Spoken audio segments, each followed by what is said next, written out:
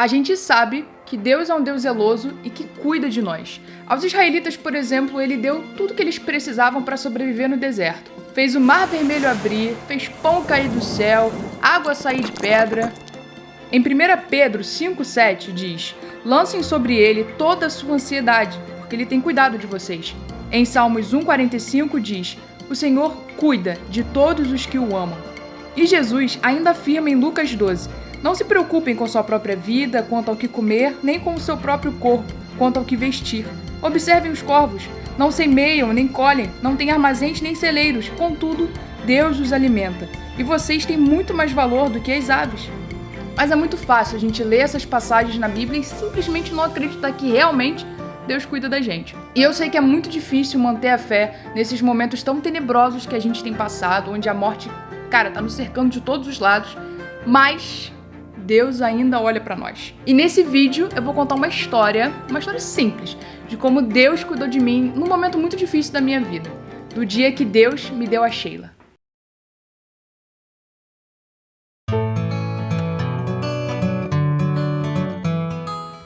Bom, a minha infância foi muito boa. Eu nasci e cresci em São João de Meriti, aqui na Vila Rosali, cercada pela minha família. Essa era a casa dos meus avós, aqui moravam as minhas tias, eu morava aqui, tinha um quintal e meu tio morava na casa logo de trás. Ou seja, todo mundo era grudado. Como filha única, eu sempre tive a atenção dos meus pais e a dinâmica lá em casa sempre foi: meu pai saía pra trabalhar e a minha mãe ficava em casa cuidando de mim. Ela meio que deixou de trabalhar depois que eu nasci pra cuidar de mim integralmente. Então a gente meio que era um time, né? Ela tava sempre ali perto. Era ela que me buscava na escola, fazia meu almoço, brincava comigo. Quando eu tinha 4 anos, os meus pais eles chegaram a contratar uma pessoa pra trabalhar lá em casa. Era uma pessoa conhecida da igreja e o nome dela era Sheila. E eu amava a Sheila, gente. Sheila era parte da família. Só que depois de alguns anos, quando eu fui crescendo, eu não me lembro quantos anos eu tinha, ela deixou de trabalhar lá em casa.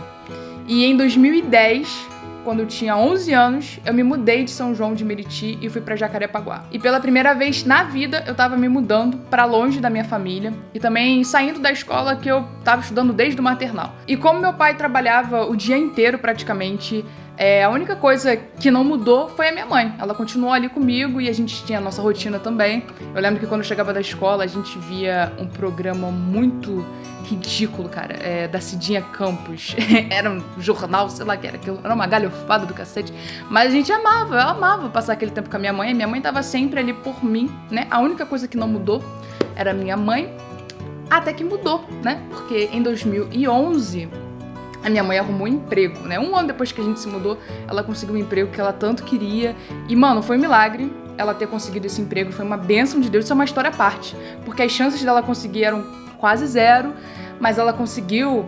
Enfim, foi maravilhoso pra nossa família. Mas a minha vida foi pras cucuias. Em um período de 2 anos, eu me mudei pra longe da minha família. Mudei de escola não uma, mas 2 vezes.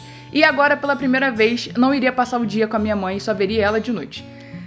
E eu, como era uma adolescente toda ferrada da cabeça, das emoções, dos sentimentos, eu não aceitei isso muito bem e quase entrei em depressão. Eu já tinha uns pensamentos muito dos loucos, de solidão.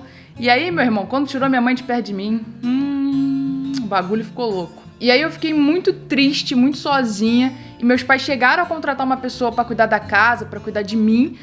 E ela era legal, ela era bacaninha, só que uma total desconhecida, né, gente? Eu não conhecia ela, não tinha intimidade, não tinha afinidade nenhuma com ela. Eu meio que não conseguia me sentir à vontade na minha própria casa, sabe? Eu não sei se vocês são assim, mas eu gosto de ter as coisas do jeitinho como elas são, ter a minha rotina, a minha coisa.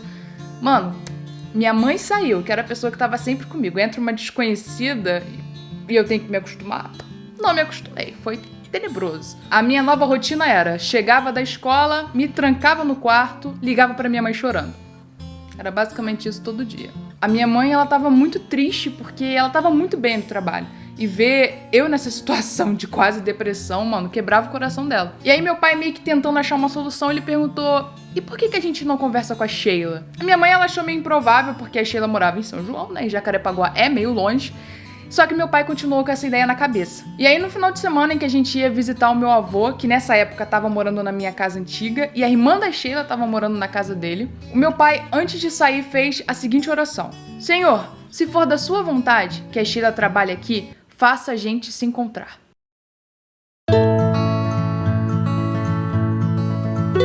nesse final de semana, a Sheila tava na casa da irmã dela, comendo um churrasquinho, batendo papo com a galera lá no terraço. E aí ela ouviu alguém chamar. Ela perguntou, mas vocês ouviram alguém chamar? Aí todo mundo ficou, não, você tá maluca. Ela, tudo bem. Ela tá lá de boa e tal. Aí ela escuta de novo alguém chamar. Ela, pô, não é possível, tem alguém chamando. Só que todo mundo ficou, não tem ninguém chamando, mulher, você tá louca? E aí, ela foi pra beirada do terraço pra ver, né, se tinha realmente alguém chamando, porque a voz tava muito audível. E aí ela foi na beirada do terraço, né, botou a cara assim pra fora, na rua, pra ver se tinha alguém ali. Não tinha ninguém. Só que na hora que ela botou a cabeça pra fora, eu e meus pais, a gente tava passando de carro, mano. E aí minha mãe tava dirigindo, meu pai tava do lado. Ele olhou pra cima. Nisso que ele olhou pra cima, quem ele vê?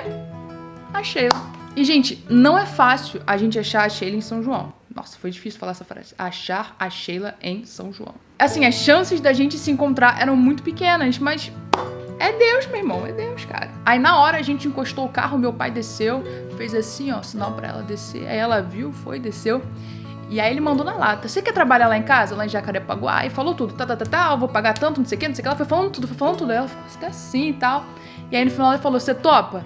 Ela falou, eu topo. Mano, Deus é muito louco.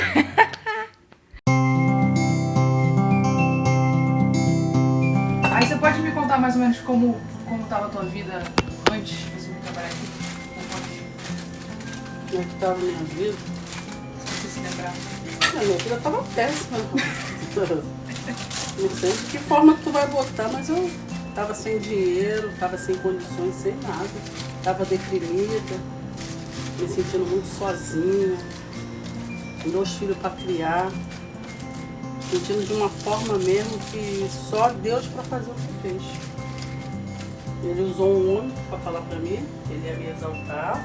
Na hora da pregação, o homem falou, Deus vai te honrar, me fazer assim, ele vai te honrar. Ele apontou pra você? Nunca se esqueça de onde ele te tirou. Caraca. Nunca. Aí ele foi pregando e falando. Lembra sempre de onde ele te tirou. Você vai crescer. Ele não falava pra mim, ele falava pra igreja. Só que quando ele falava, era pra mim, que as palavras eram pra mim, era tudo pra mim. Tudo que você passou, Deus permitiu.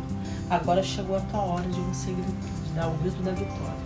Caraca. Eu sabia que era pra mim, porque aquilo entrava. Eu sabia que era. E eu não conseguia nem olhar pro homem. Eu ficava no espelho. Menino, eu saí de lá tontinha. Glória. E aquela coisa, meu Deus. Quando eu saí de lá, minha filha, aí logo depois, teu pai Apareceu. Caraca. Deus honrou mesmo. Deus honrou. Ele é fiel, Roberta. Ele é fiel. E a Sheila começou a trabalhar lá em casa exatos um mês. Depois que a minha mãe começou a trabalhar, foi 1 mês. E ela veio trabalhar com a gente. E, mano, todas as peças se encaixaram. A Sheila era família. Eu já conhecia a Sheila. A gente já era amiga, sabe? Eu sempre tive muita intimidade com ela. Então eu me senti em casa de novo. Tinha uma amiga ali perto de mim. Mas vocês acham que Deus parou por aí? Claro que não, meninos. 2 meses depois que a Sheila chegou lá em casa, a minha mãe me liga. Ela, filha, tem uma surpresa pra você aqui no carro. Desce aí. Eu fiquei, pô, só pode ser meu Xbox 360 que eu tô esperando já tem 2 anos, né? Só pode ser isso. E aí eu fui, né, nessa esperança de encontrar o videogame. Aí cheguei lá na garagem e minha mãe, olha ali embaixo do banco do carro, teu presente tá ali embaixo. Fiquei, ué, que lugar estranho pra botar um videogame, mas tudo bem. Aí eu fui, né, fui tateando assim com a mão o chão do carro. E aí, para minha surpresa ou decepção, eu não encontrei uma caixa de videogame, e sim um bicho peludo, né? Aí, a princípio, eu me assustei, porque eu achei que era uma ratazana. Só que aí, quando eu olhei de novo, era um filhotinho de cachorro. E assim chegava na família o Luke, mais conhecido como Tutu. E não tava nos planos da minha mãe pegar um cachorro, já que meu pai não queria de jeito nenhum. Só que uma amiga dela ligou, né, falando, eu ganhei uma fêmea, um filhotinho de fêmea, só que eu não quero, você quer, que não sei o quê. Minha mãe, tá bom, vou lá ver, né, só se for fêmea, porque macho ela não queria, só se for fêmea. Aí ela chegou lá no local, a cachorrinha que a mulher ia dar pra minha mãe não tava mais disponível, a minha mãe já tava indo embora. Aí a mulher falou, mas tem um macho que sobrou aqui, sobrou só um macho, você não quer dar uma olhada não? Aí a mãe ficou, porra, macho não, macho é mais complicado, é difícil de cuidar, que não sei o quê. Só que ela foi ver o bichinho, né? Aí quando ela olhou pro bichinho assim, aí o bichinho olhou pra ela, olhou pro bichinho, ficaram os dois se encarando assim, ela ficou, eu vou levar esse miserável. E aí ele veio pra família. Vamos lá. Luke! Vem de mamãe. Vem de mamãe. Vem. O cachorro está latindo aqui igual um louco. E aqui, gente, aqui, ó. Ó o bichinho. Ó a coisa bonitinha, ó. A gravatinha dele, ó. Meu amorzinho. Meu amorzinho, meu amor. Tá latindo aqui igual um miserável. Tá me atrapalhando para o cacete. Mas é isso, eu amo esse bicho. Vamos lá. Tá gravando? Capítulo 5. Luke, acabou! E no mesmo ano que a minha mãe começou a trabalhar e eu achei que me sentiria sozinha para todo sempre, porque adolescentes são dramáticos, Deus me deu não só uma amiga, como também um companheiro. Luke vai fazer 10 aninhos e a Sheila vai fazer 10 anos que trabalha com a gente também. E ela não só foi uma bênção pra gente, como a gente também foi uma bênção pra ela. Né? Agora, uma pequena história dentro da história. A Sheila, ela tinha se divorciado em 2001, logo antes, um pouco antes dela começar a trabalhar com a gente em São João. E ela não se relacionou com mais ninguém durante 17 anos. Ela ficou muito sozinha, muito mesmo. E eu acompanhava isso de perto. Tinha dia que ela chegava aqui chorando, triste. E eu sempre via isso, essa dor que ela tinha, né? Era um dos gigantes da vida da Sheila. Era a questão da solidão. E eu me lembro que ela sempre falava pra mim: um dia você ainda vai tocar violão no meu casamento. E aí eu acreditava, né? Só que já tinha demorado tanto tempo que até eu já tinha parado de acreditar que um dia ia acontecer. Até que em 2018, ela estava construindo a casinha dela, que era um sonho da vida dela também, que Deus realizou. Ela estava construindo a casa e ela precisava de um pedreiro. Aí meu pai foi e deu o contato de um pedreiro, nosso amigo Joanito, que era uma pessoa de confiança, e deu o contato pra ela. E não é que ela se apaixonou pelo pedreiro, minha gente. Os dois casaram um ano depois, em 2019. Meu avô foi o pastor que oficializou o casamento. Meus pais foram as testemunhas. E eu, obviamente, toquei no casamento. Só que eu perdi a foto. A Sheila perdeu todas as fotos do casamento, não tem quase nada. Mas eu toquei no casamento dela e foi um dos momentos mais lindos, não só da vida dela, como também da minha vida, né? Eu, desde os 4 anos, vi a Sheila sozinha. E aí, depois de 17 anos, eu até arrepio, gente. Depois de 17 anos, eu ali tocando violão, vendo ela se casar, gente, pelo amor de Deus, aquilo ali foi lindo demais, demais. Foi muito emocionante pra você ver como Deus cuida da gente, cara. É impressionante como Deus é um Deus abençoador, que se importa com a nossa vida. Meus amigos, Deus ainda te vê, cara. Ele não te esqueceu. Ele quer cuidar de você. O nosso único papel, a única coisa que a gente tem que fazer é olhar pra Ele. Ao invés de olhar pras circunstâncias, pro terror que tá acontecendo à nossa volta, a gente tem que olhar pra cima, cara. É que nem Pedro. Pedro, enquanto mantinha os olhos em Jesus, ele conseguia andar sobre as águas. Mas a partir do momento que ele começou a olhar para as circunstâncias, ele afundou. É a mesma coisa. Cara, não duvide se Deus cuida de você ou não. Ele cuida. Leia a palavra, firme a sua fé nisso, cara. Deus te ama, Ele quer cuidar de você. Quando eu mantenho a minha fé firmada na palavra de Deus, quando eu me alimento dela e mantenho os meus olhos para cima, confiando que aquilo é verdade, meu irmão, é só vitória. É isso, gente. Esse foi o meu vídeo. Esse é meu primeiro vídeo aqui do canal novo. Eu espero que vocês tenham gostado. Eu espero que tenha acrescentado alguma coisa na vida de vocês.